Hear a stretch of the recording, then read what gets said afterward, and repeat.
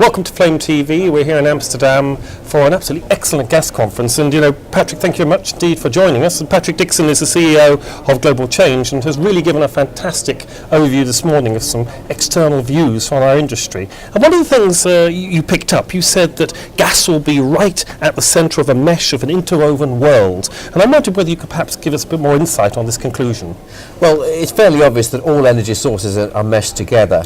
I think that as we consider the future, stretching out, for instance, looking at the European Union's own vision for energy supplies for Europe going through to 2020 out to 2050, it's quite clear that renewables, gas, coal, nuclear, all of these things need to be meshed together. But gas is right in the middle, and let me explain why.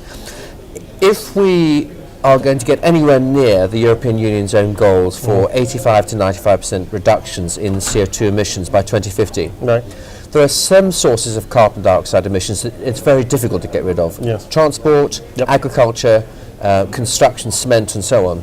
Which means that you have to have an even higher target for reduction of carbon dioxide emissions in power generation. Now, on the journey to get there, we have massive technical challenges because all the scenarios show that we need, say, 35 to 49% wind, solar, and so on. But the trouble is, wind varies.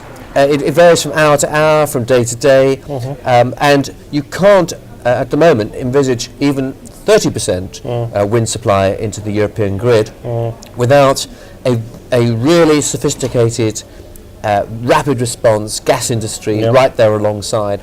And there are other things too. What happens on days when there's too much wind generally, where there's actually the whole grid is being overloaded, everyone's fast asleep. The dilemma, isn't it? Yes. The wind's blowing like crazy, at least the sun's gone down, but what do you do? And the answer is, you either stop your turbines, or you literally waste the power, or you do something else creative with it, which might just connect with gas.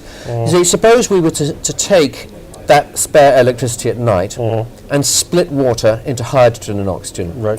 So we sell the oxygen into the power station, which I'll come back to in a moment.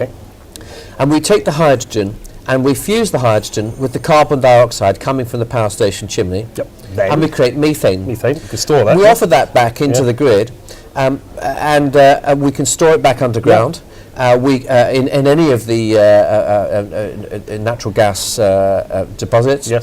We can store it in any other facility. We can store it temporarily in salt caverns.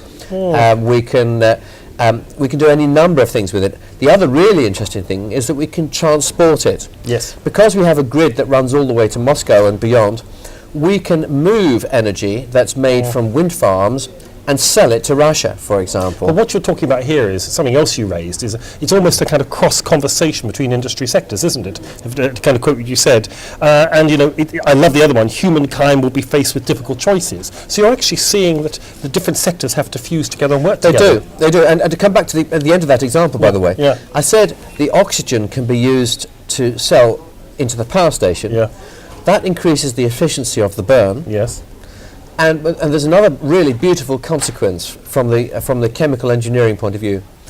Most of the air that you burn is, of course, inert. It's nitrogen. And most of the gases that come from a normal power station are therefore heavily diluted with nitrogen, and that makes carbon sequestration quite expensive because you have to have a technology to extract carbon dioxide and then store it away. But an amazing thing happens, of course, if you are only burning natural gas in oxygen, then what's coming out is pure carbon dioxide. And so all you've got to do is cool it down, separate out the water, water vapor, and whisk it away back underground. So I think you're going to see clusters of industries working very closely together, maximizing each other's innovations in a climate where energy requirements change by the minute. That's an interesting concept. I'd just like to, in your presentation you also talked about global warming, which is so very important to us around the world, and I really like to quote you said the future is not about the science. The future of global warming is what people believe about the science. Well, let's be clear. The future of our world is about the science, or rather, science is a variety of guesses about what the future world will be. And of course we don't know. And we may never know, because if we intervene and we hold carbon dioxide levels at a certain amount, then we will never know what would have happened if they'd increased beyond that. So it is a best guess. It will always be a best guess, and for 1,000 years to come, people will debate about what the impact would or would not have been of the various interventions we're taking now. But if it is a best guess, the science is a best guess about what life would be like in the year 2100 or beyond. Yes, which I won't be around. Right. And certainly it can't tell us what the future of government policy will be in the year 2020. If we want to know the future of government policy, if you want to know the pressures that investors will bring to corporations, if you want to know what consumers are going to demand of us, then we need to go somewhere else other than the science. We need to say the science is a long-term best guess, but it's beliefs about the science that will influence the short-term future of our world. That's the next 5, 10 or 15 years. It will influence regulation, subsidy, consumer choices, investment decisions. Interesting. So therefore we need to move from an analysis of science to an analysis of the psychology of the population of Europe. Yes. And if you do that, you'll end up somewhere very different. And that, of course, is something which varies. So we've seen a single accident in Japan in the nuclear industry that has produced a big reaction in Germany and almost a complete reversal of nuclear policy and a ban on any further nuclear development. Exactly, huge impact. In the UK, we've seen a thoughtful reflection about risk and a continued commitment to nuclear as part of the generating mix. Now, I'm not saying one is better than the other. I'm simply saying both of those policy decisions are quite simply expressions of national popular feeling. Absolutely, the emotion rather than the fact. Yeah. Okay, so as we kind of get to the end of this interview, you know, you spent the morning at the conference. Is there one kind of key message you would like to give kind of the delegates of this conference, a message that, if you're looking slightly from the outside, that we should be considering when we're talking about our day-to-day business? Well, I think what I'd say is that gas is one of the most highly trusted sources of energy. You very rarely hear bad news about the gas industry, and that trust is a prized asset which needs to be guarded very carefully. And the opportunities that there are for getting new gas supplies in Europe from fracking need to be weighed up very carefully.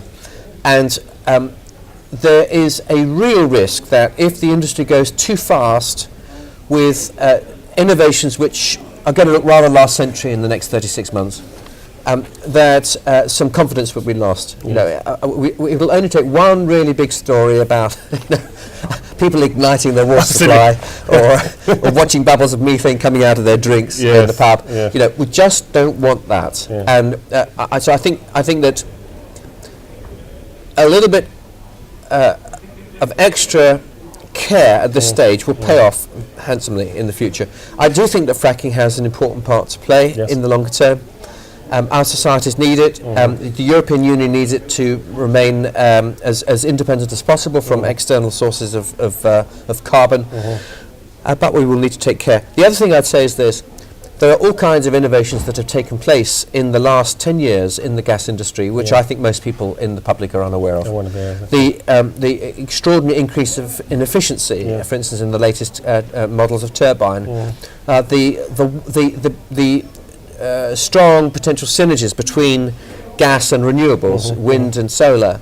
The fact that wind and solar probably cannot develop much further without a much more sophisticated gas industry right there beside them to take the peaks and the troughs. So I think there's a big advocacy challenge here to go beyond the nice general good feeling that there is about gas as a clean fuel, and to say we are here to stay. Don't think of us as a carbon-based solution. Think of us as part of a renewable mix. Yes. I think that's absolutely right. Well, Patrick, thank you very much for giving us not only an excellent presentation this morning, but also sharing your views on Flame TV. Thank you very much indeed. Cheers. Thanks.